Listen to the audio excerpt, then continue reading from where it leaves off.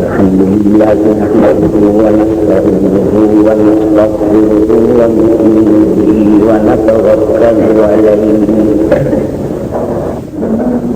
ونعوذ بالله من شرور أنفسنا ومن سيئات أعمالنا من يهده الله فلا مضل له ومن يضلله فلا هادي له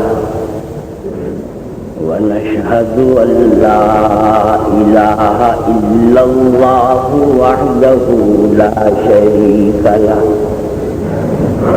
ونشهد أن سيدنا ونبينا ومولانا محمدا عبده ورسوله صلى الله تعالى على خير خلقه محمد وآله وأصحابه أجمعين أما بعد فأعوذ بالله من الشيطان الرجيم بسم الله الرحمن الرحيم وإذ ابتلى إبراهيم ربه بكلمات فأتمهن قال إني جاعلك للناس إماما قال ومن ذريته قال لا ينال عهد الظالمين صدق الله مولانا العظيم وصدق رسوله النبي الكريم ونحن على ذلك من الشاهدين والشاكرين والحمد لله رب العالمين.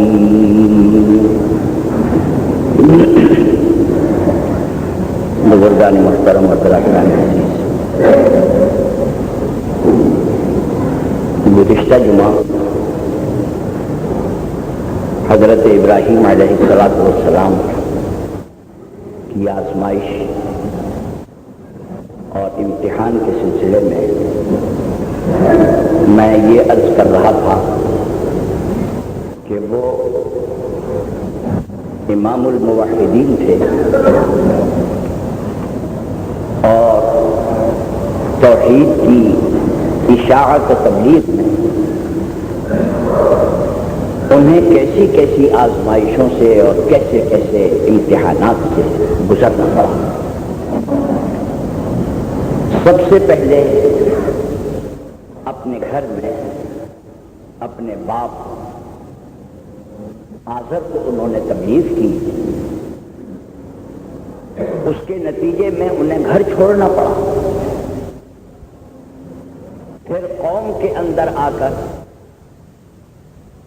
بت پرستی کی اور شرک کی برائی کی اور توحید کی دعوت کی. اس سلسلے میں بھی انہیں بڑی تکلیفیں اور اذیتیں اٹھانی پڑیں کہ ان کو دہکتی ہوئی آگ کے اندر ڈالا گیا. اللہ نے ان پر آگ کو ٹھنڈا کر دیا. قلنا یا نار کونی بردا وسلاما علی ابراہیم. اس کے بعد حضرت ابراہیم علیہ السلام کی آخری آزمائش ان کے اکلوتے بیٹے حضرت اسماعیل علیہ السلام کی قربانی کے سلسلے میں ہے. دنیا میں اولاد کی محبت فطری ہے، اس کا کسی مذہب و ملت سے تعلق نہیں ہے. کل بنی نوع انسان کے دل میں اللہ نے ایک ہی جذبہ رکھا ہے. بعض خصوصیتیں انسانوں میں ایسی ہیں کہ جو اللہ نے ہر انسان میں ودیعت کی. ان میں اپنے لخت جگر اور اپنے خون یعنی اپنی اولاد کی محبت کی. حضرت مولانا محمد قاسم صاحب نانوتوی رحمۃ اللہ علیہ نے لکھا ہے کہ دنیا کے تمام انسانوں کے دلوں میں اللہ نے اپنی محبت کا بیج ڈال دیا، یعنی کوئی انسان دنیا میں ایسا نہیں ہے کہ جس کے دل میں اللہ کی تلاش، اللہ کی جستجو، الا یہ کہ اس نے بالکل ہی اپنی صلاحیتوں کو ختم کر دیا۔ تو اسی طریقے سے اولاد کی محبت فطری ہے، اور اتنی فطری ہے، اتنی بدیہی ہے کہ اس کے لیے کسی معلم اور مربی کی تعلیم اور تربیت کی ضرورت ہے۔ تعلیم لیجیے تب بھی وہی، نہ لیجیے تب بھی وہی۔ یہی وجہ ہے کہ قرآن کریم میں، احادیث نبویہ میں جگہ جگہ آپ دیکھیں گے کہ اولاد کو متوجہ کیا ہے کہ دیکھو تمہارے ماں اور باپ کا یہ حق ہے، تم ماں باپ کی اطاعت کرو، ماں باپ کی نافرمانی نہ کرو۔ وَلَا تَقُلْ لَهُمَا اُفٍّ، اور ان کے سامنے تم اف بھی نہ کرو۔ وَلَا تَنْهَرْهُمَا، جھڑک کے نہ بولو۔ وَقُلْ لَهُمَا قَوْلًا كَرِيمًا، کریم کے معنی یہاں پر یہ ہیں کہ نہایت نہ، اور کریم کے معنی شریف کے بھی آتے ہیں، گفتگو کرو نہایت شریفانہ۔ تو میں یہ عرض کر رہا تھا کہ اس کے لیے کسی تعلیم، اس کے لیے تو ضرورت پڑی قرآن کریم میں کہ جگہ جگہ اولاد کو متوجہ کیا گیا کہ تم اپنے ماں باپ کی اطاعت کرو، ان کی فرما برداری کرو، حالانکہ اولاد کے دل میں بھی قدرتی طور پر محبت تو ہوتی ہے، لیکن قرآن کریم کی کوئی آیت آپ کو ایسی یاد ہے کہ جہاں اللہ تعالیٰ نے ماں باپ سے کہا ہو کہ تم اپنی اولاد کے ساتھ ایسا کرو؟ ایک بھی نہیں۔ اور یہ خیال ہوتا ہے کہ یہ کلام الہی حاوی ہے ہماری تمام ضرورتوں پر، تو قرآن کریم نے یہ تو بتایا کہ اولاد اپنے ماں باپ کا حق ادا کرے، مگر قرآن کریم میں کہیں یہ نہیں ہے کہ یہ بتایا جائے کہ اے ماں باپ تم اپنی اولاد کے ساتھ کیا وجہ؟ علماء، حالانکہ یہ بات نہیں ہے کہ اسلام یہ سمجھتا ہے کہ اولاد کا کوئی حق نہیں ہے اور اولاد کا حق ادا کرنے کی ضرورت نہیں، یہ بات نہیں ہے، اولاد کے بھی بہت سے حق ہیں۔ اولاد کا حق یہ ہے کہ آپ ایسی جگہ شادی کریں کہ جب کل کو اولاد ہو تو اولاد شرمندہ نہ ہو۔ آپ کسی طوائف کو لے آئے، آپ نے کسی بازاری عورت سے شادی کی، آپ نے اس سے عشق لڑایا اور آپ نے اس سے محبت کی، اور بقول اکبر الہ آبادی کے کہ عشق کا نتیجہ تو آخر میں بہرحال سے اولاد ہی ہے، تو اب وہ اولاد جو ہے وہ جب سوسائٹی میں بیٹھے گی تو یہ کہا جائے گا کہ اس کی ماں فلاں، اور ایسی بھی دنیا میں ہے، اچھائی کی وجہ سے یا برائی کی وجہ سے ماں کی طرف نسبت کی جاتی ہے، بعض اوقات باپ کی طرف نہیں کی جاتی۔ سوچیے، حضور اکرم صلی اللہ علیہ وسلم کے ایک مؤذن ہیں، نابینا، ان کا نام ہے عبداللہ۔ ان کا جب نام لیا جاتا ہے ماں کے ساتھ لیا جاتا ہے، باپ کے ساتھ نہیں لیا جاتا، کہا جاتا ہے عبداللہ ابن ام مکتوم۔ ام مکتوم کا جو بیٹا ہے، ام مکتوم کون؟ وہ ان کی ماں ہے۔ مکتوم کے معنی آتے ہیں عربی میں نابینا، اور یہ بیٹا نابینا تھا، اس کی وجہ سے ان کی ماں کی کنیت اور شہرت، اصل نام ان کا کوئی نہیں جانتا تھا، بلکہ زیادہ تر یہ تھا کہ ان کو کہتے تھے نابینا کی ماں ام مکتوم۔ ام مکتوم یہ ان کا نام ہو گیا، اور اتنی ان کی اس نام سے شہرت ہوئی کہ جب حضرت عبداللہ کا نام کوئی لیتا تھا اور ان کو بتاتے تھے کہ بھئی کون عبداللہ؟ عبداللہ ابن ام مکتوم، ام مکتوم کا بیٹا۔ اور دوسری مثال،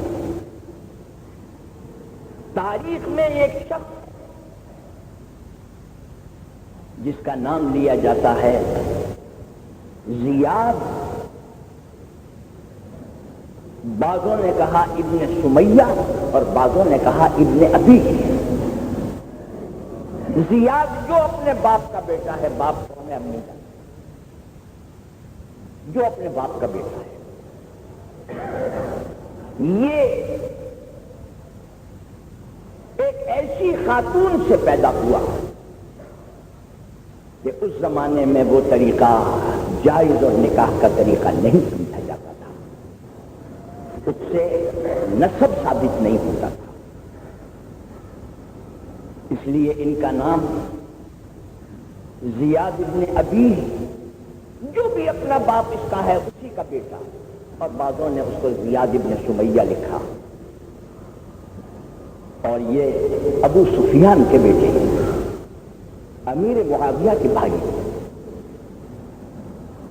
لیکن میں نے عرض کیا کہ یہ ایک ایسی خاتون سے ہیں، امیر معاویہ کا اس خاتون سے کوئی تعلق نہیں، یہ ایسی ماں سے ہیں کہ جس کا تعلق جو ہے سمجھا جاتا تھا کہ یہ شرعی طریقے پر نہیں ہے، رواج اور خاندانی اصول ہے۔ اور یہ وہی تھا زیاد۔ جب حضرت امام حسین رضی اللہ تعالیٰ عنہ کا واقعہ پیش آیا ہے تو اس شخص نے بھی بہت خراب کردار ادا کیا ہے۔ اس نے اس زمانے میں حضرت عائشہ صدیقہ رضی اللہ تعالیٰ عنہا کو خط لکھا، وہ حیات ہے، اور خط لکھنے کا طریقہ جیسے اردو میں ہے اس طرح عربی میں نہیں، عربی میں طریقہ ہوتا تھا اوپر لکھتے تھے، جو بھیجنے والا اس کا نام اوپر لکھتے تھے، من فلاں، فلاں کی طرف سے فلاں کی طرف۔ اس نے لکھا کہ من زیاد ابن ابی سفیان الی ام المومنین عائشہ، اور حضرت عائشہ صدیقہ رضی اللہ تعالی عنہا کو یہ اس لیے لکھا کہ وہ ام المومنین ہیں، اگر وہ مجھے جواب دیں گی تو جواب میں اگر انہوں نے یہی لکھ دیا کیا من عائشہ الی زیاد ابن ابی سفیان، تو یہ ثابت ہو جائے گا کہ میں ابو سفیان کا بیٹا ہوں، ام المومنین نے لکھ دیا ہے۔ لیکن حضرت عائشہ صدیقہ رضی اللہ تعالی عنہا کو یہ واقعات معلوم تھے، انہوں نے جواب میں لکھا من عائشہ الی زیاد ابن ابی، عائشہ کی طرف سے خط ہے زیاد کی طرف، اور زیاد کا باپ کون ہے؟ جو بھی باپ ہو۔ خیر بات یہ ہو رہی تھی کہ اولاد کا بھی حق ہے ماں باپ پر، شادی ایسی جگہ کرو جو اس کو شرمندگی نہ اٹھانی پڑے، نام ایسا رکھو جس سے اسے شرمندگی نہ اٹھانی پڑے۔ کبھی کبھی ایسا نام رکھ دیا جاتا ہے، ایک صاحب نے حضرت مولانا تھانوی رحمۃ اللہ علیہ کو لکھا تھا کہ صاحب میں تو بڑا بدقسمت ہوں، میرے سارے ہی حالات خراب ہیں، یہ ہے وہ ہے، اور میرا تو نام بھی ایسا ہے کہ مجھے لیتے میں بھی شرم آتی، مگر میرے ماں باپ نے رکھا۔ اس نے کہا میرا نام ہے بھگو خان۔ بھلا بتائیے مسلمان کے یہاں بھگو خان نام کی یعنی کیا ضرورت ہے؟ سوچ کے اس نے اپنا نام کے ساتھ لکھا بھگو خان، تو مولانا کا تو طریقہ یہ تھا کہ ہر ڈوبنے والے کو نکالتے تھے، تو فرمایا کہ نہیں تمہارا نام بھی برا نہیں ہے، یہ بھگو خان جو ہے یہ دراصل ترجمہ ہے فَفِرُّوا إِلَى اللَّهِ کا، خدا کی طرف کرنے والا۔ وہ بیچارہ اس سے بھی خوش ہو گیا۔ تو میں نے عرض کیا کہ ماں باپ کے اوپر بھی اولاد کا حق ہے، پڑھانا لکھانا، ان کا نام رکھنا، اپنی شادی ایسی جگہ کرنا کہ جو اولاد کا مستقبل اس سے تباہ نہ ہو۔ بہرحال مگر اس کے باوجود قرآن کریم میں ایک بھی آیت ایسی نہیں ہے جو یہ بتائے کہ اے ماں باپ تم اولاد کے ساتھ ایسا کرو۔ علماء نے لکھا ہے کہ اس کی وجہ یہ ہے کہ وحی خداوندی ان چیزوں کی تعلیم دینے کے لیے دنیا میں آتی ہے کہ جو انسان کی فطرت میں یا اس کے خلاف لے جانے والی چیزیں موجود ہیں۔ یہ چیز تعلیم کی محتاج نہیں۔ کہیں قرآن کریم میں یہ ہے کہ جو اپنی ناک کا فضلہ ہو اسے نہ کھاؤ، کہیں یہ ہے کہ جو تمہارا غلاظت ہے تمہاری تم اسے نہ کھاؤ، اس لیے کہ اس کے لیے تو اللہ نے فطرت میں انسان کے لیے نفرت رکھ دی ہے، یہ تو محتاج تعلیم نہیں ہے۔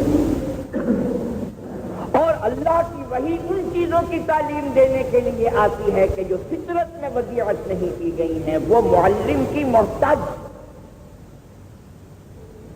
چنانچہ ایسی کوئی آیت موجود نہیں ہے۔ اب آپ دیکھیے کہ ایک لڑکی 16 سال کی ہو 17 سال کی ہو، کیا عمر ہوتی ہے؟ کچھ نہیں، صاحب اولاد ہو گئی، اس کے لیے راتوں کو جاگتی ہے، اس کے لیے کیا کیا انتظامات کرتی ہے، اس کو راحت اور آرام پہنچانے کے لیے کیا کیا کرتی ہے۔ تو یہ سب چیزیں اس کو ماں نے نہیں بتائیں، ساس نے نہیں بتائیں، کسی اور کتاب میں اس نے نہیں پڑھی۔ وہ کہتی ہے کہ یہ جذبات میری فطرت میں موجود ہے جس کی وجہ سے میں کر رہی ہوں، یہ محتاج تعلیم ہے۔ لیکن ماں باپ کا معاملہ ہے ذرا مختلف۔ اولاد جوان ہوتی ہے، اپنا مستقبل بناتی ہے، سامنے سامنے دیکھتی چلی جاتی ہے۔ شریعت اسلامیہ کہتی ہے میاں مڑ کے پیچھے بھی دیکھو، تمہارے بوڑھے ماں باپ بھی ہیں۔ وہ کہتا ہے میری جائیداد بہت اچھی ہو، میرے بچے بہت اعلیٰ ہوں، میری شادی بہت اچھی جگہ ہو، میرا مستقبل بہت شاندار ہو۔ جس کا مطلب یہ ہے کہ اگر قرآن کریم اولاد کو متوجہ نہ کرتا کہ تم ماں باپ کا یہ حق ادا کرو، تو شاید اولاد پیچھے مڑ کے بھی رکھے، کیونکہ سامنے کی دلچسپیاں اس کو ادھر لیے چلی جا رہی ہیں۔ یہ کیفیت ماں باپ۔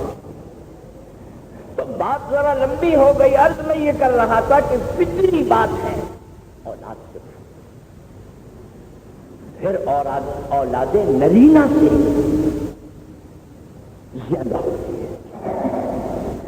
اولاد کی حیثیت سے تو سب برابر ہیں، لیکن ہر شخص اگر اس بات کا ذرا جائزہ لے تو معلوم ہوگا کہ اولاد نرینہ کی محبت جو ہے زیادہ ہوتی ہے۔ اولاد کی حیثیت سے تو ایک سطح بنا لیجئے کہ اس سطح تک دونوں برابر ہیں،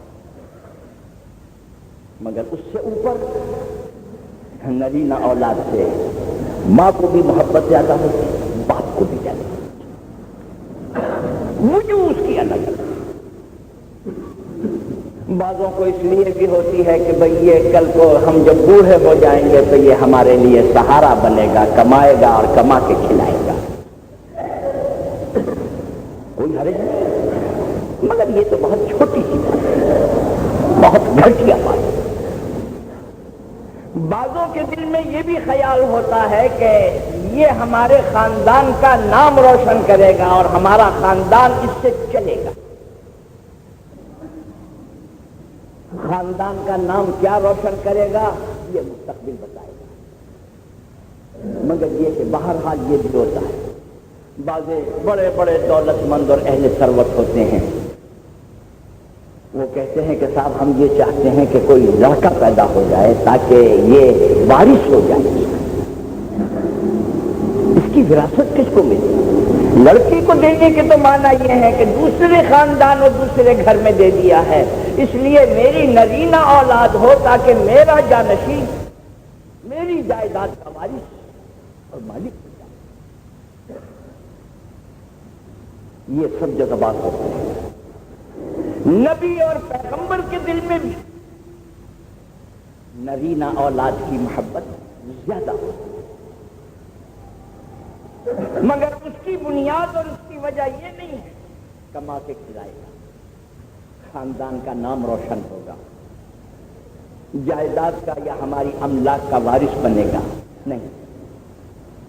داعیہ اور جذبہ یہ ہوتا ہے وہ زندگی کا مشن اور زندگی کا مقصد جو میں لے کے آیا ہوں اور ساری زندگی انجام دیتا رہا ہوں، میری آنکھ بند ہونے کے بعد یہ اس کام کو جاری رکھے. کتنا مبارک جذبہ ہوتا ہے. حضرت ابراہیم علیہ السلام جب قوا ضعیف ہو گئے، کمزور ہو گئے، تو فرمایا کہ نکاح کیا. غالباً 90 سال کی عمر ہے اور دعا مانگی رب ہب لی من الصالحین، اے اللہ نرینہ اولاد اور فرزند صالح عطا. حضرت ابراہیم علیہ السلام نے نکاح کیا ہے حضرت سارہ سے، اور قصہ بڑا لمبا ہے. ان کے بارے میں بھی یہ تھا کہ وہ بانجھ ہیں، ان کی عمر بھی زیادہ ہے، مگر دعا مانگی. مگر جب دعا مانگی ہے اللہ تعالیٰ نے دعا قبول فرمائی. فرشتہ آیا ہے، حضرت سارہ سو رہی ہیں اور اس نے یہ کہا فرشتے نے کہ آپ حمل سے بچہ پیدا ہونے والا ہے. اور اللہ نے وہ دعا قبول کی ہے جو حضرت ابراہیم نے مانگی تھی. لہذا اس بچے کا نام وہ رکھا جائے جس سے پتہ چلے کہ یہ دراصل دعا کا نتیجہ اور قبولیت دعا اور عطا ہے. وہ کیا نام ہے؟ فرما نام رکھا جائے اس کا شماعیل. ایل کے معنی اللہ، شماع کے معنی عطیہ، دیا ہوا. جیسے ہمارے بعض علاقوں میں بھی دیکھا ہوگا آپ نے، کسی کا نام اللہ دیا رکھتے ہیں، کسی کا اللہ دتا نام رکھتے ہیں. یہ خدا کا عطیہ اور خدا کا دیا ہوا ہے. بہرحال یہ نام ان کا تجویز ہو گیا شماعیل، اور انہوں نے بتایا کہ اللہ تعالیٰ نے مجھے فرشتے کے ذریعے سے خبر دی ہے کہ اللہ نے فرزند عطا فرمایا ہے، اس کا نام یہ رکھ. اور یہ لکھا ہے کہ نام ان کا یہی رکھا گیا. لیکن اہل عرب جب تلفظ کرتے ہیں تو شماعیل یہ زیادہ ثقیل تھا، انہوں نے اس کا تلفظ بجائے شماعیل کے اسماعیل اس کا تلفظ کیا. اور بھی پیغمبروں کے بارے میں اسی قسم کے ناموں کے وہ ہیں. مثلا حضرت ابراہیم علیہ السلام کے بارے میں لکھا ہے کہ اصل میں ان کا جو لقب تھا وہ تھا ابو الرحیم. ابو الرحیم کے معنی ہے مشفق باپ، کیونکہ یہ ابو العرب سارے عرب کے باپ. ان کو کہا جاتا تھا ابو الرحیم، اور وہ ابو الرحیم کا ابراہیم. بہرحال حضرت اسماعیل علیہ السلام حضرت ابراہیم کی دعا سے اللہ نے اسے قبول فرمایا اور حضرت اسماعیل علیہ السلام پیدا ہوئے ہیں. اب آپ دیکھیے بڑھاپے کی اولاد، نرینہ اولاد، اور اسی کے ساتھ ساتھ اکلوتی اولاد، اور تو کوئی بیٹا نہیں. اور بیٹا اللہ تعالیٰ عطا فرمائیں گے آپ کو، مگر یہ کہ وہ دوسری بیوی سے عطا فرمائیں گے. جب یہ مایوس ہو گئے کہ اولاد نہیں ہوگی تو انہوں نے دوسرا نکاح حضرت حاجرہ سے کیا ہے، اور حضرت حاجرہ سے بعد میں اللہ نے ایک فرزند عطا فرمایا ہے جن کا نام اسحاق ہے. حضرت سارہ سے جو اولاد ہوئی اس کا نام ہے، حضرت سارہ سے جو اولاد ہوئی ہے اس کا نام اسماعیل، اور حضرت حاجرہ سے جو اولاد ہوئی ہے، معاف کیجیے میں غلطی پر تھا، حضرت سارہ سے جو اولاد ہوئی ہے وہ حضرت اسحاق ہے، اور حضرت ہاجرہ سے جو اولاد ہوئی ان کا نام اسماعیل ہے۔ شور کی آواز سے ذہن میں انتشار ہو گیا، تو میں عرض یہ کر رہا تھا کہ جب اولاد نہیں ہوئی تو حضرت ہاجرہ سے نکاح کیا ہے اور ان سے اللہ نے فرزند عطا فرمایا ہے، ان کا نام اسماعیل ہے۔ بعد میں اللہ نے حضرت ہاجرہ کو حضرت سارہ کے بھی اولاد عطا فرما دی اور ان کا نام اسحاق۔ حضرت ہاجرہ کے فرزند اللہ کے گھر کے قریب مکے میں آباد کیے گئے اور حضرت سارہ کے فرزند شام کے علاقے میں فلسطین میں آباد کیے گئے۔ ہجرت دونوں ایک بیت اللہ کے قریب، دوسرا بیت اللہ کے قریب۔ حضرت ہاجرہ کے فرزند حضرت اسماعیل سے سرکار دو عالم صلی اللہ علیہ وسلم پیدا ہوئے، اور حضرت سارہ سے جو بیٹا عطا فرمایا تھا جن کا نام اسحاق تھا، ان سے اللہ نے اسرائیل عطا فرمائے جن کا نام یعقوب ہے۔ یعقوب بیٹے ہیں حضرت اسحاق، اور وہاں سے یہ اسرائیل کا سلسلہ چلا ہے۔ بنی اسرائیل پیداوار ہے ملک شام، اور بنو اسماعیل پیداوار ہے ملک حجاز، جس میں سرکار دو عالم صلی اللہ علیہ وسلم پیدا ہوئے۔ اب یہ اکلوتے بیٹے ہیں، کتنی محبت ہوگی حضرت ابراہیم علیہ السلام، لیکن آزمائش کے معنی یہ ہیں کہ جو پیاری سے پیاری چیز ہو وہ لے کے دیکھو، یہ دیتا ہے۔ اور یہ ہمیشہ یاد رکھیے کہ اللہ کو میری اور آپ کی کوئی حاجت و ضرورت نہیں ہے۔ میں اگر اپنی جان دے دوں گا تو اللہ کی شان کبریائی میں کون سا اضافہ ہو جائے گا، خدا کی خدائی کون سی بڑھ جائے گی۔ اگر میں قیمتی سے قیمتی چیز اللہ کی شان میں پیش کر دوں اللہ کی بارگاہ میں تو اس سے خدائی میں کوئی اضافہ نہیں۔ لیکن دیکھا یہ جاتا ہے کہ آیا یہ ہمارا فدائی ہے یا نہیں، یہ ہمیں دینے کو تیار ہے یا نہیں۔ اور یہ بھی معلوم ہے کہ شاہانہ طریقہ قبول کرنے کا کیا ہے، وہ یہ نہیں ہے کہ گھر میں بھیج دو۔ شاہانہ طریقہ قبول کرنے کا یہ ہے کہ بادشاہ اس پر ہاتھ رکھ دیتا ہے اور ہاتھ رکھ کے کہتا میں نے قبول کیا، اب تم اسے واپس لے جاؤ۔ بس یہ بادشاہ کا ہاتھ رکھ دینا ہی قبول کرنا۔ جس آدمی نے ہزاروں کا کوئی ہدیہ پیش کیا ہے وہ تو صرف ذرا ہمت کی ضرورت تھی، مگر یہ کہ بادشاہ کو تو اس کی ضرورت ہی نہیں، یہ واپس نہیں کی۔ اب حضرت ابراہیم علیہ السلام کی ہر قسم کی آزمائش ہو چکی ہے، لیکن ایک یہ آزمائش ہے سب سے زیادہ پیاری چیز باپ کے لیے اولاد ہے، اور اولاد کے لیے پیاری چیز ماں باپ۔ شاید اولاد کی نظر میں یہ زیادہ عزیز ہے کہ وہ اولاد ان کو پیاری ہے۔ مجھے واقعہ یاد آیا، عالمگیر رحمت اللہ علیہ جو ہندوستان کے بادشاہ تھے،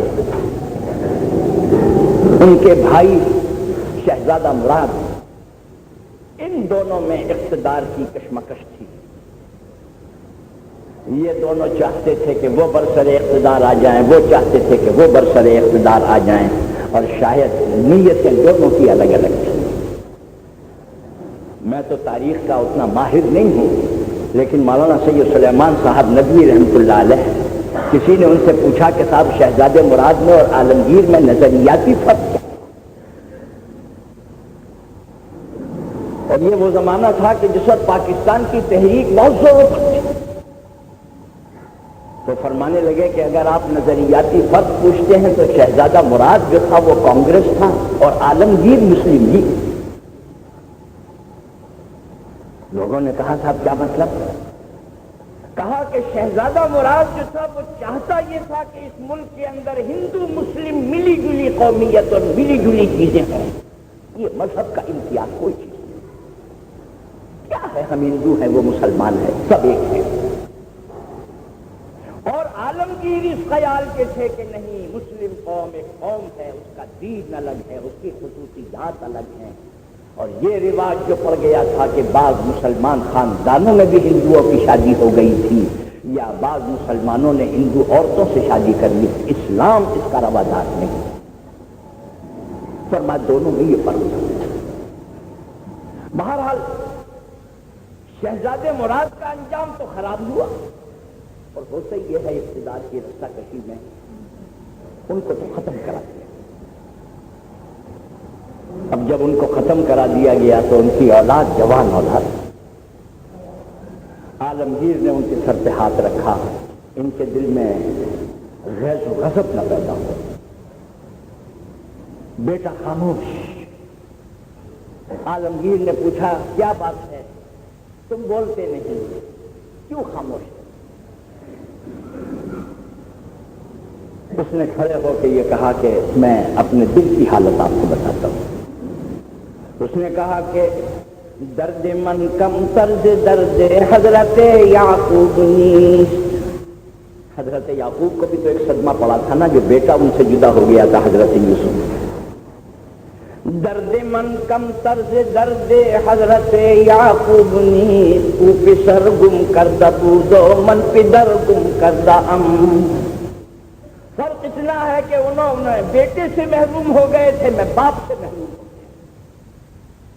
کیفیت دونوں کی ہے۔ حضرت یعقوب علیہ السلام اپنے بیٹے کی جدائی میں قرآن کریم نے کہا کہ روتے روتے ان کی بینائی جاتی۔ کیسا ہوتا ہے؟ اب آزمائش یہ ہے کہ یہ سب سے زیادہ عزیز اور پیاری متاع ہے، اکلوتا بیٹا ہے، اس کو راہ خدا، اور راہ خدا میں بھی اس طریقے سے نہیں، دینے کے بھی طریقے الگ الگ ہوتے ہیں۔ کوئی صاحب کسی بزرگ کے پاس گئے اور جا کے یہ کہا کہ یہ حضرت میں آپ سے مرید ہونا چاہتا ہوں، جو میری روحانی اور باطنی عیب ہو وہ بتا دیجیے۔ اللہ والوں کی نظر تو ایکس رے کی مشین ہوتی ہے۔ انہوں نے فوراً یہ کہا کہ آپ کے اندر حب مال ہے، مال کی محبت آپ مہربانی کر کے اگر آپ کے پاس کچھ دولت ہو تو آپ اسے باندھ کے لائیں اور اس کو دریا کے کنارے لے کے بیٹھ جائیں اور ایک ایک روپیہ نکالیں اور ایک ایک روپیہ نکال کے دیکھیں اور پھر اسے دریا میں ڈالیں۔ اب اگر یہ کہہ دیتے کہ وہ جاؤ جا کے سمندر میں پھینک دیا ہو جا کے، معلوم تھا کہ اصل میں جس کیفیت کو میں زائل کرنا چاہتا ہوں وہ کیفیت زائل نہیں ہوگی۔ فرمایا نہیں، خود بیٹھو، ایک ایک روپیہ نکال اور دیکھو، اور دیکھنے کے بعد پھر اپنے ہاتھ چکا، اور فرمایا کہ اس کے بعد مال کی محبت تمہارے دل سے کم ہو جائے۔ یہ زمانہ سائنس کا زمانہ ہے، بہت سے تعلیم یافتہ حضرات بھی ہوتے ہیں، وہ کہیں گے کہ مولانا یہ کون سا تھا طریقہ علاج ہے جو یہ دولت جو ہے انہوں نے پانی میں ڈلوا دی دریا میں، یہ کون سی دانش مندی کا کام کیا؟ میں اس کا جواب ان کو یہ دینا چاہتا ہوں، آپ نے شاید کسی حکیم کا علاج نہیں کیا ہے۔ بعض اوقات حکیم کا جب آپ علاج کرتے ہیں تو وہ کہتا ہے کہ صاحب سونے کا کشتہ بن۔ اچھا، سونے کے کشتے کے لیے کیا کرنا چاہیے؟ یا تو سونا کہیں سے خرید کے لائیے، ورنہ اگر اشرفیاں آپ کو مل جائیں تو وہ لے کے آئیے، اور اس کو اصل میں دہکتی ہوئی آگ کے اندر رکھا جائے گا، خوب اپلے جلائی جائیں گے اور دہکتی ہوئی آگ کے اندر رکھا۔ سینکڑوں اشرفیہ جو ہیں آپ نے پھونک دی، پھونک کے راکھ بنا دی، اس کا کشتہ بنا دیا۔ آپ سے اگر کوئی پوچھے یہ کون سی دانش مندی ہے آپ نے کہ اتنی اشرفیاں برباد کر دی، آپ اس کا جواب یہی تو دیں گے کہ جناب یہ برباد نہیں ہوئی، اس کی تو دوا تیار ہوئی ہے، اس کی وجہ سے تو صحت ملے گی، یہی تو کہیں۔ تو میں آپ سے پوچھتا ہوں کہ بدنی صحت تو آپ کی نظر میں اتنی قیمتی ہے کہ اس میں اشرفیاں خرچ کر دیں، اور روحانی صحت آپ کی نظر میں قیمتی نہیں ہے؟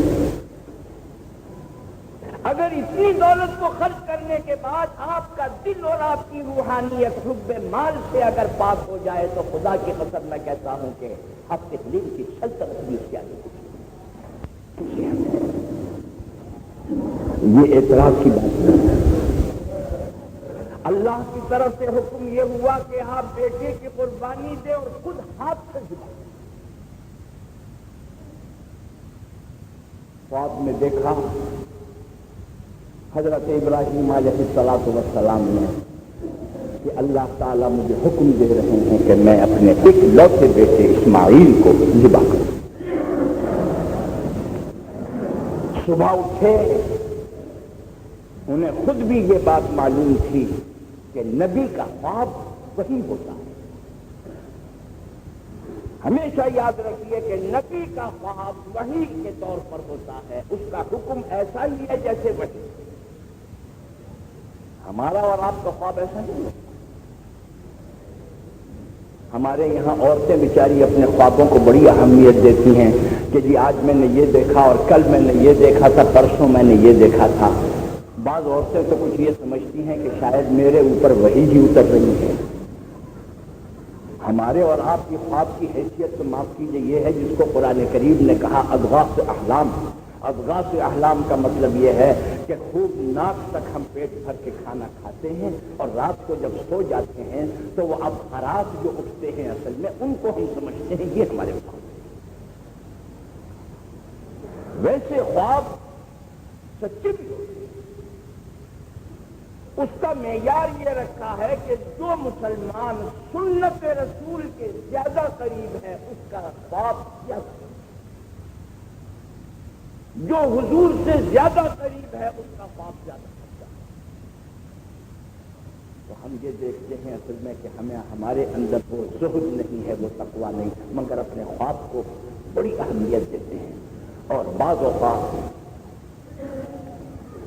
خواب کی تعبیر بھی خود ہی دینے لگتے ہیں. کراچی میں یہاں پر اب تو یہی کہنا چاہیے کہ آپ سب نوجوان ہیں اور ہم پرانے زمانے کی بات کر رہے ہیں. یہاں کراچی میں بھی ایک واقعہ ہوا ہے. ایک صاحب نے اپنے بیٹے کو ذبح کر دیا. پولیس نے پوچھا کہ بھئی یہ کیا کیا؟ کہنے لگے یہ رات میں نے خواب میں دیکھا کہ اللہ تعالیٰ فرما رہے ہیں کہ راہ خدا میں بیٹے کی قربانی دے. میں نے تو خدا کے حکم کی تعمیر میں ایسا کیا. بھئی اللہ کے بندے یہ کس نے کہا تھا تیرے خواب کی حیثیت؟ اور پھر تمہارے خواب کی حیثیت اگر کوئی ہے تو کسی تعبیر والے سے تعبیر تو پوچھی ہوتی کہ اس کی تعبیر کیا ہے. بعض اوقات خواب کچھ ہوتا ہے تعبیر کچھ. ایک صاحب نے خواب دیکھا اور بڑے خوش جیسے پتہ نہیں آج کیا ملنے والا ہے. کسی عالم سے پوچھنے کے لیے گئے صاحب میں نے خواب میں یہ دیکھا ہے کہ بڑے بڑے سلاطین اور بادشاہ تاج پہنے ہوئے، شاہی لباس پہنے ہوئے، شاہی وردیاں پہنے ہوئے میرے گھر میں داخل ہو رہے ہیں، میرے گھر میں آ رہے ہیں. ہم نے سمجھا کہ پتہ نہیں کیا مجھے ہن ملنے والا ہے. تعبیر دینے والے عالم نے کہا جلدی جا اور جا کر اپنے گھر کو سامان سے اور آدمیوں سے خالی کر دے، تیرا گھر گرنے والا. ارے وہ حیران کہنے لگے صاحب یہ خواب کیسا اور تعبیر کیسی؟ فرمایا کہ جب تو نے یہ خواب بیان کیا تو اللہ تعالیٰ نے یہ آیت میرے دل میں ڈالی، ان الملوک اذا دخلوا قریۃ افسدوها. سلاطین اور بادشاہ جس بستی میں داخل ہوتے ہیں اسے تہس نہس کرتے ہیں. میں سمجھ گیا کہ دراصل تیرا مکان گرنے والا ہے. آپ نے دیکھا خواب کیا، تعبیر کیا. اس لیے اصل میں ہمارے خواب کی کوئی حیثیت نہیں ہے.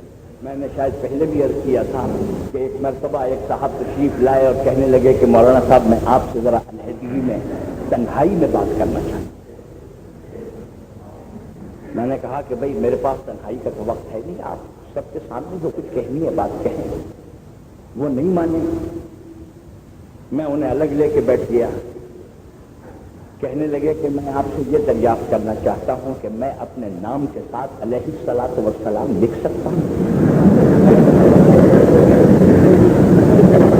مجھے بڑا غصہ آیا، لیکن مولوی بیچارے کی بڑی مشکل ہے۔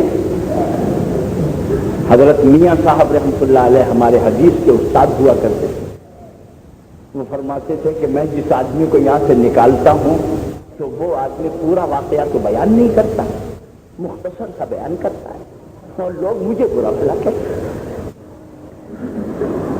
ان کے یہاں کا وقت مقرر تھا کہ اگر تعویذ لینے کے لیے آنا ہے تو عصر کے بعد آنا، باقی میرا درس تدریس کا پڑھنے کا کام ہے، میں نہیں کسی کو پوچھنے دوں۔ کنڈی لگائی، ایک صاحب نے جا کے کنڈی بجا دی تو پہر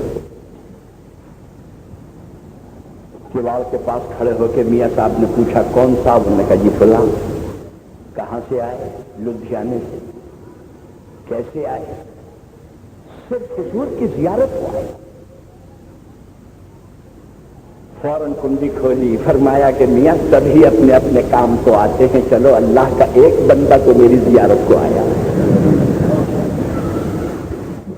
ایک آدمی ہے جو بیچارہ یہ کہتا ہے کہ جی صرف آپ کی زیارت کو آیا ہوں، چلو کنڈی کھولی۔ اندر لے گئے، ٹھنڈا پانی پلایا، اسے پنکھا جھل رہے، اس لیے کہ مہمان اگر واقعتاً مخلص مہمان ہو، اخلاص کے ساتھ آئے تو اس کے قدم سے بھی ہماری نجات ہے، بشرطے کے اخلاص۔ تھوڑی دیر میں اس نے یہ محسوس کیا کہ ان کو تو میں نے بالکل ہی بوتل میں اتار دیا ہے، تو میاں صاحب سے کہنے لگا حضرت جی ایک تعویذ چاہیے۔ بس میاں صاحب تو بڑے جلالی تھے، پنکھا رکھا، کان پکڑا اور کان پکڑ کے دروازے تک لائے، لا کے اس کو باہر دھکا دیا اور کہا عصر کے بعد آنا، اور یہ کہہ کے کنڈی لگا۔ فرماتے تھے کہ جب وہ جا کے بازار میں کسی مسلمان سے کہتا تھا تو لوگ کہتے تھے کیسے نائب رسول ہے؟ علماء کے اخلاق کو کیا ہو گیا؟ دیکھیے صاحب گھر سے دھکے دے کے نکال دیا۔ ارے میاں یہ تو تم بالکل نہیں دیکھتے کہ اس ظالم نے ایک اللہ والے بزرگ کو بیچارے کو جو حدیث میں مصروف تھے ان کو کس طریقے سے پریشان کیا، غلط بیانی کی، دھوکہ دی کی، اس کا تو کوئی جرم نہیں ہے۔ تو خیر میں نے کہا اچھا صاحب، غصہ تو بہت آیا، میں نے کہا صاحب آپ اپنے نام کے ساتھ علیہ الصلاۃ والسلام نہیں لگا۔ کہنے لگے کہ مانا تو اس کے بہت اچھے ہیں۔ میں نے کہا کہ اس کے معنی اچھے ہیں اور اس سے زیادہ اچھے معنی ہیں جل جلالہ و عم نوالہ، وہ لگاؤ اپنے نام کے ساتھ۔ جل جلالہ و عم نوالہ کوئی برے معنی تو نہیں، یہ لگاؤ نا، ذرا پتہ تو چلے کہ ساتھ یہ جل جلالہ جا رہے ہیں۔ ایک نبی ہی رہ گیا ہے ظلم کرنے کے لیے، جو اٹھتا ہے نبوت کا دعویٰ کرتا ہے، جو اٹھتا ہے نبوت کا دعویٰ کرتا ہے۔ تو کہنے لگے کہ جی میں نے خواب میں دیکھا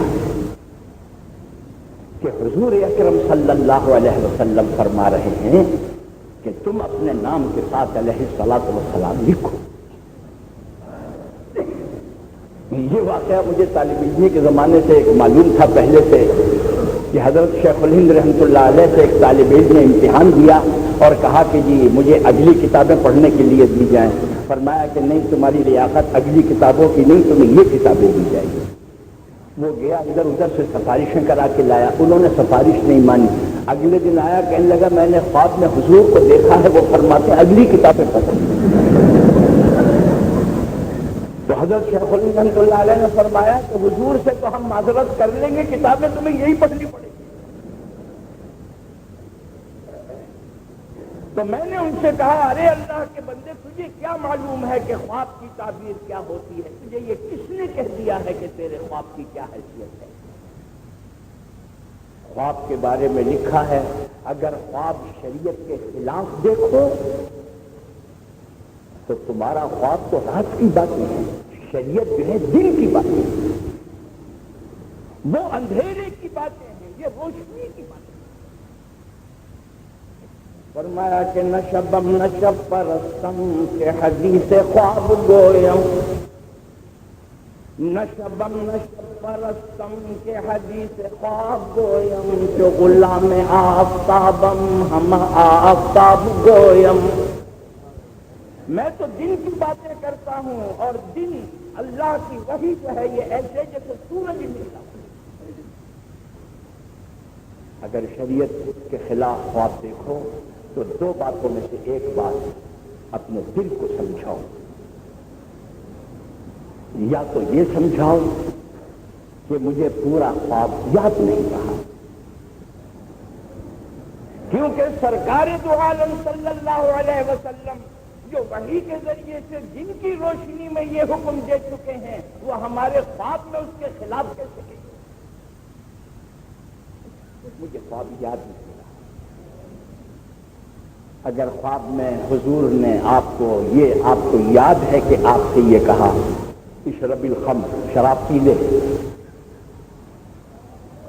تو تم اپنے دل کو سمجھاؤ کہ یہ تو ہو نہیں سکتا کہ حضور یہ فرمائیں مجھے خواب یاد نہیں رہا۔ شاید آپ نے یہ فرمایا ہوگا لا تشرب الخمر، شراب مت پی، مجھے یاد نہیں رہا۔ اپنے ایمان کی حفاظت کا ایک طریقہ یہ، اور دوسرا طریقہ حفاظت کا یہ ہے کہ کسی تعبیر والے سے تعبیر پوچھو۔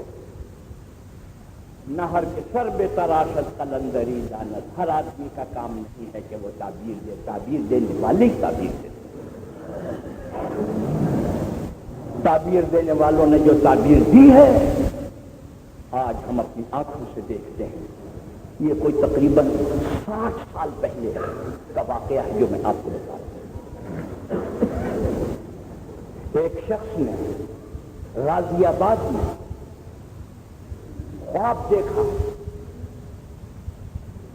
کہ دہلی کی طرف سے جو گاڑی آ رہی ہے اس گاڑی کے اندر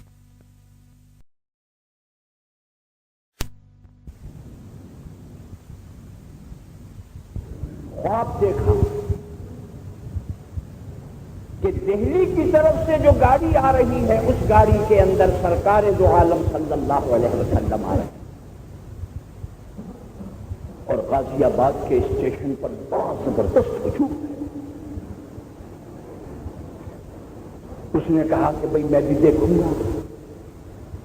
کہنے لگا گاڑی آہستہ آہستہ آئی، سارا ہجوم دوڑ رہا ہے۔ ایک ڈبے میں پتہ چلا کہ اس میں حضور ہیں۔ ایک شخص اترا، سر پہ ہے، گلے میں ٹائی، انگریزوں کا لباس، داڑھی غائب، اور کسی نے کہنے والے نے یہ کہا کہ یہ ہے حضور اکرم صلی اللہ علیہ وسلم۔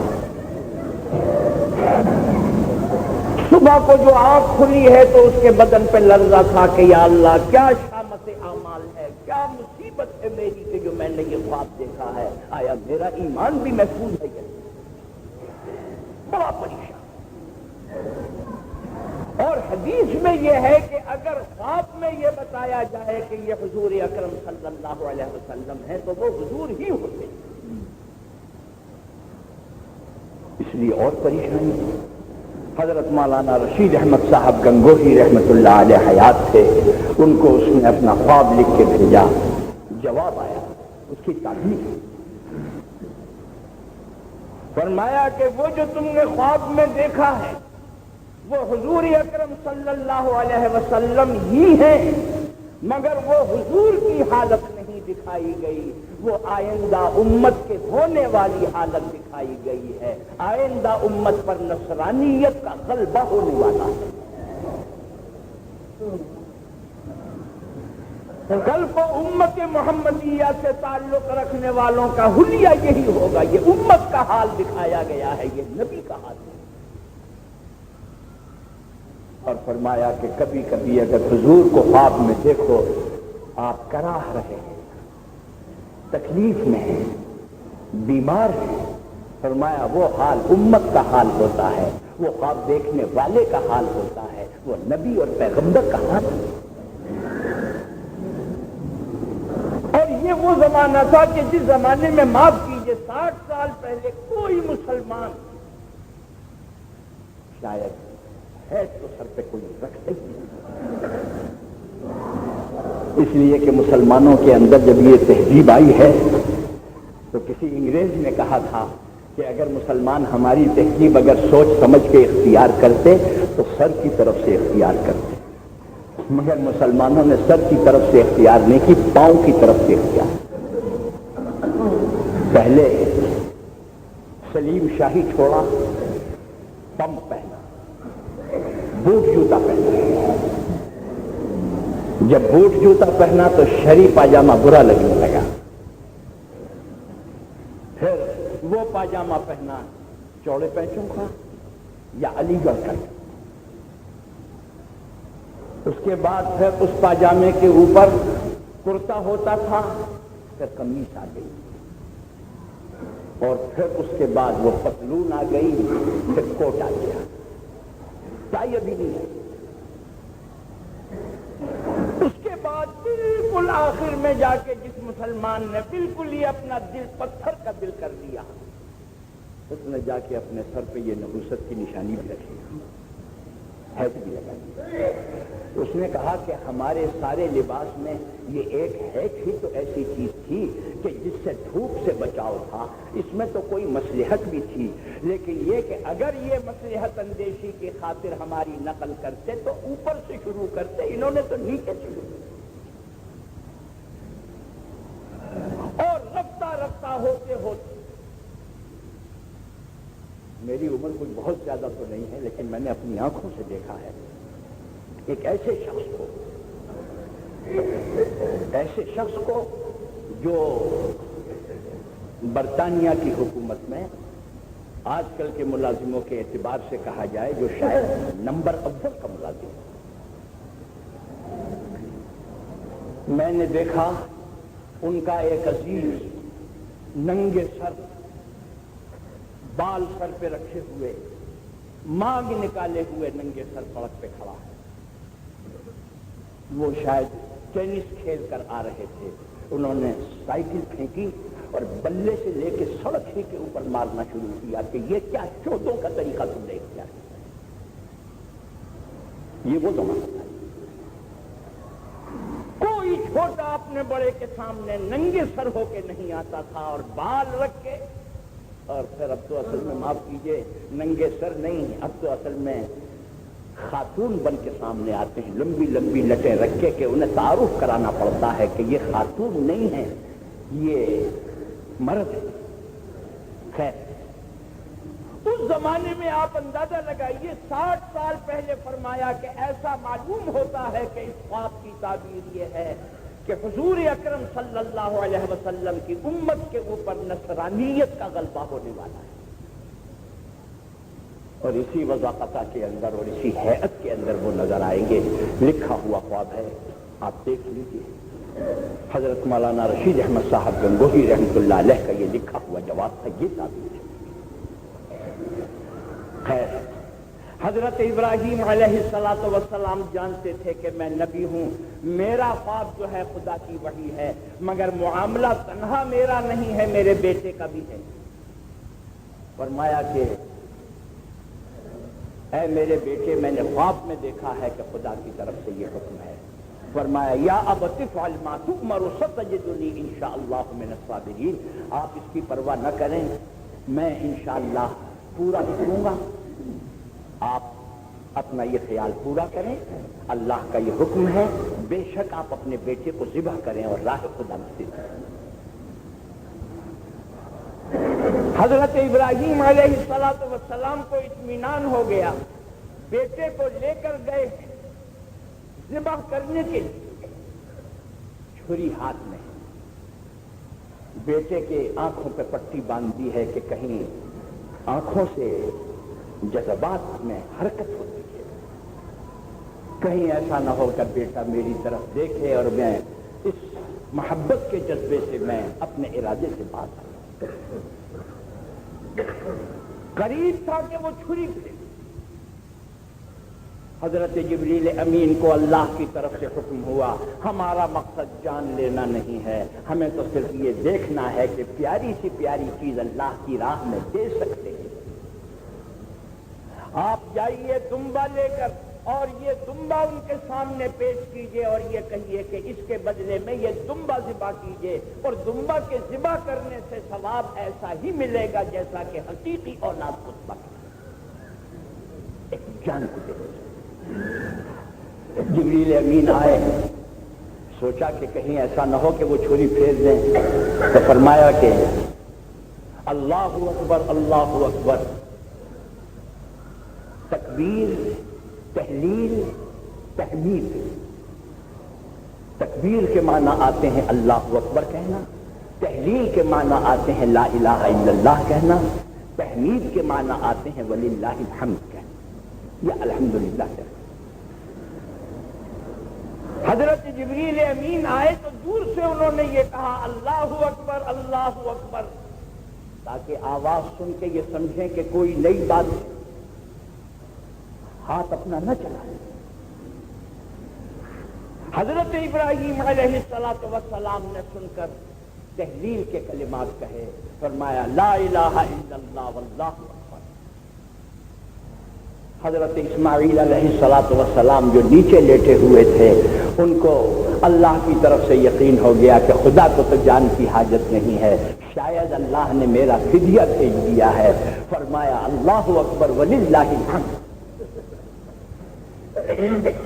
یہ کلمات سب کے سب، جس میں جبریل امین کے، ابراہیم علیہ السلام کے، اسماعیل علیہ السلام کے، یہ تکبیر تشریف کہتا ہے۔ اللہ اکبر اللہ اکبر لا الہ الا اللہ واللہ اکبر اللہ اکبر وللہ الحمد۔ یہ تکبیر تشریق ذی الحجہ کی 9 تاریخ کو فجر کے بعد سے آپ شروع کریں گے اور 5 دن تک یہ جاری رہے گی، 5 دن تک، 9 10 11 12 13۔ مجھ سے زیادہ تو حساب آپ جانتے ہیں، ایک دن میں 5 نمازیں تو 5 دن میں 25، لیکن 5ویں دن عصر کی نماز کے بعد ختم کر، جس کا مطلب یہ ہے کہ 25 میں سے 2 نکال دیجیے، مغرب اور عشاء میں 23 نماز۔ 9 ذی الحجہ سے شروع کر کے 13 ذی الحجہ کی عصر کی نماز کے بعد تک، ہر فرض نماز کے بعد چاہے جماعت سے پڑھیں چاہے الگ پڑھیں، کسی قدر بلند آواز سے آپ تکبیر تشریق ادا کریں گے، اور یہ بڑے پیارے کلمات ہیں، اس واقعے کی روح ہے۔ اس کو علماء نے لکھا ہے کہ تکبیر تشریق واجب ہے۔ بہرحال یہ جو قربانی 10ویں ذی الحجہ کو کی جاتی ہے، یہ دراصل حضرت اسماعیل علیہ السلام کی قربانی جو حضرت ابراہیم پیش فرما رہے تھے، اس کی یادگار ہے۔ اس کا مطلب یہ ہے، توحید کا کردار اگر آپ دکھانا چاہتے ہیں تو سنت ابراہیمی کو اختیار کریں۔ ہم دمبے کو ذبح کرتے ہیں ان تمام عظمتوں کے ساتھ جو عظمتیں حضرت ابراہیم علیہ السلام کے قلوب میں تھیں جب وہ راہ خدا میں اپنے بیٹے کی قربانی دے رہے تھے۔ اس کا مطلب یہ ہے، آپ بکرے کے گلے پہ چھری پھیر رہے ہیں، یہ سمجھ کر پھیر رہے ہیں کہ در حقیقت ہم اپنی تمام خواہشات پر چھری پھیر رہے ہیں، اللہ کے حکم کے آگے ہماری ساری کی ساری خواہشات ذبح کر رہے ہیں۔ تو یہ قربانی جو ہے یہ سنت ابراہیم۔ پوچھا ما هذه الاضاحی یا رسول اللہ، یہ قربانیاں کیا ہیں؟ فرمایا سنت ابیکم ابراہیم۔ یہ قربانی ہر مسلمان پر واجب ہے جن پر زکوٰۃ واجب ہے، اور اس کے علاوہ وہ لوگ جن پر زکوٰۃ واجب نہیں ہے مگر مکان ہے، جائیداد ہے، خوب ساز و سامان ہے، خوشحالی سے بسر ہو رہی ہے، زکوٰۃ واجب نہیں، فرض نہیں ہے، مگر قربانی واجب ہے۔ اور قربانی کے وقت ختم ہو گیا ہے، قربانی کے صرف 4 جانور ہیں، اونٹ، گائے، بکرا، دمبا 4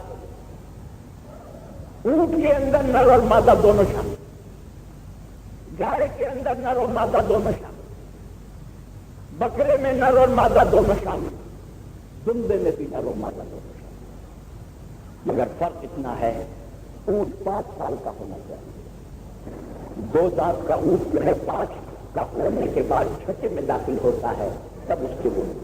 بہت سے لوگ ٹیلی فون پر پریشان کیا کرتے ہیں، مولانا صاحب ہم نے اپنا بکرا پالا تھا اور ہم نے تاریخ لکھ کے رکھی تھی اور یہ سال بھر ہو گیا مگر اس کے دانت نہیں نکلے ہیں، بتائیے قربانی واجب ہے یا نہیں؟ سب میں تو نہیں سمجھتا کہ جب کوئی جانور پیدا ہوتا ہے تو شجرہ لکھنے کے لیے آپ کاپی میں لکھتے ہیں جس کی پیدائش کی کرتا ہے.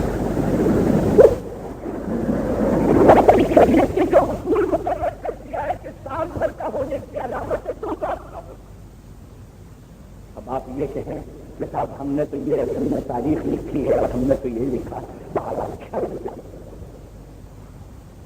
آپ چاہے یہ کہیں کہ یہ سال بھر میرے پاس ہو گیا ہے، شریعت کے اسے جائز نہیں، لیکن سمجھ لیجیے کہ وہ غالباً ایسا ہے کہ اس کے دانت نکلے گی یہ قدرت کی طرف سے نہیں نکلے گی تب بھی جائز نہیں. تو ایسے ہی گائے اور گائے کی جو نسل اس کے 2 سال تک ہونا چاہیے، بکرا سال تک کا ہونا چاہیے، دمبا 6 مہینے کا بھی اگر ہو بشرطے کہ وہ اتنا فربا ہو کہ اگر آپ اس کو سال بھر کے بکروں میں چھوڑ دیں تو وہ اس کے برابر معلوم ہو تو شریعت نے اس کی اجازت دی ہے.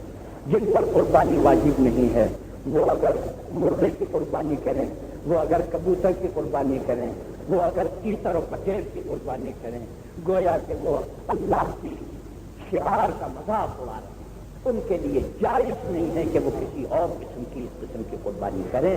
اس لیے بس صرف ان 4 جانوروں کی قربانی ہے. مطلب یہ کہ ذی الحجہ کے موقع پر آپ کو ان عبادتوں کو بخوبی انجام دینا چاہیے. دعا کیجیے کہ اللہ ہمیں اور آپ کو سب کو عمل کی توفیق عطا فرمائے. اللہم ارنا الحق حقا وارزقنا اتباعہ وارنا الباطل باطلا وارزقنا اجتنابہ. وصلی اللہ تعالی علی خیر خلقہ محمد وآلہ واصحابہ اجمعین برحمتک یا ارحم الراحمین.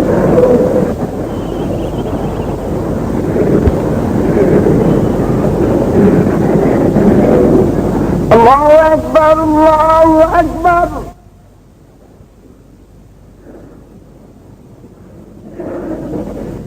اللہ اکبر اللہ اکبر.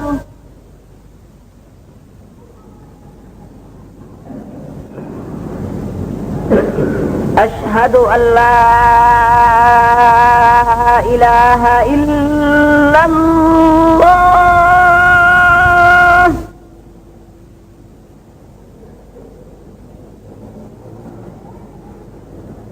اشہد ان لا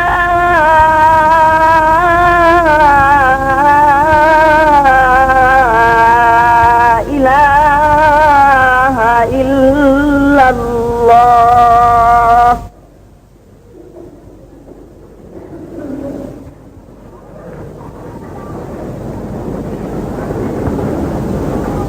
اشہد ان محمد رسول اللہ.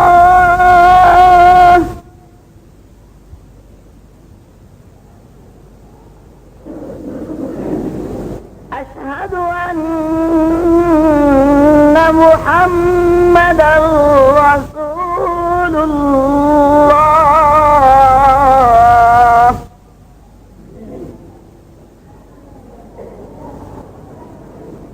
حي على الصلاة.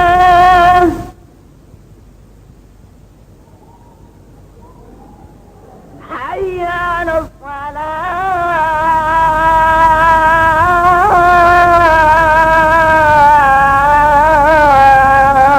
الصلاة.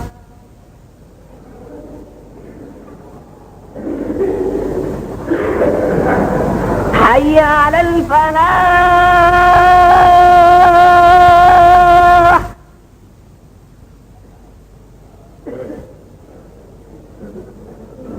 حي على الفلاح.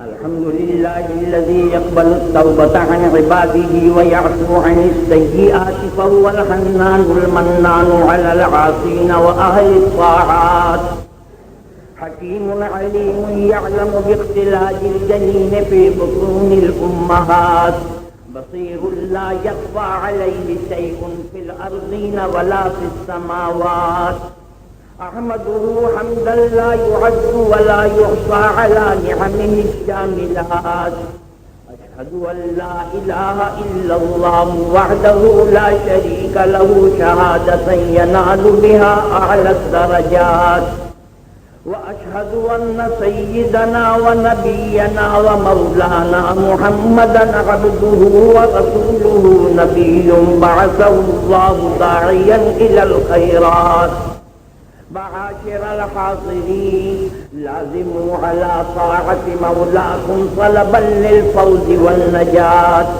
فإلى متى أنتم راقدون في بحار الذنوب والغفلات وفي أي وقت تجتهدون بالتقوى وتدركون الوقت بالأعمال الصالحات وتجتنبون الذنوب وكسب السيئات واتقوا الله فإن التقوى أربح البضاعات وإن الذنوب أخطر الخسارات وإياكم عن ترك الصلاة وحافظوا على الجمع والجماعات وأمرتم بأداء الزكاة وخالفتم وارتكمت على قلوبكم ظلمات فوق ظلمات إن عاملتم غررتم الناس وإن تأمنتم خنتم الأمانات عجبا لك يا مسكين تعشي وتعترف بالممات وكيف تستأنس مع السفهاء وفي القبر وحشات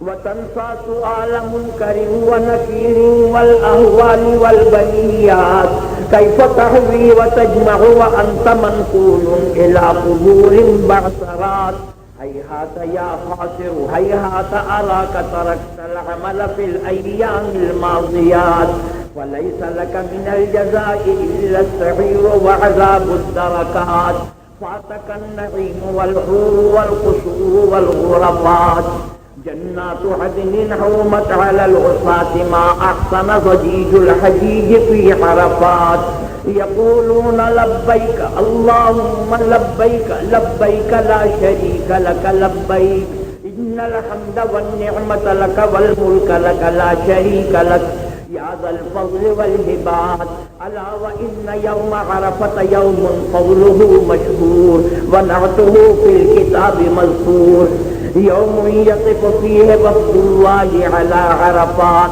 يلتمسون منه جزيل الفضل والهبات هذا وقد ورد عن سيد السادات صلى الله عليه وسلم أنه قال من صام يوم عرفة غفر الله له سنة أمامه وسنة خلفه ويا عباد الله اغتنموا صيامه وارجعوا إليه بالتوبة والإنابة ولعله أن يرحمنا ويجيب دعوتنا وعسى إن شاء الله أن نفوز بأعلى الدرجات اللهم يا ذا الفضل والهبات وفقنا للأعمال الصالحات واغفر لنا أجمعين برحمتك يا أرحم الراحمين والحمد لله رب العالمين أعوذ بالله من الشيطان الرجيم وهو الذي يقبل التوبة عن عباده ويعفو عن السيئات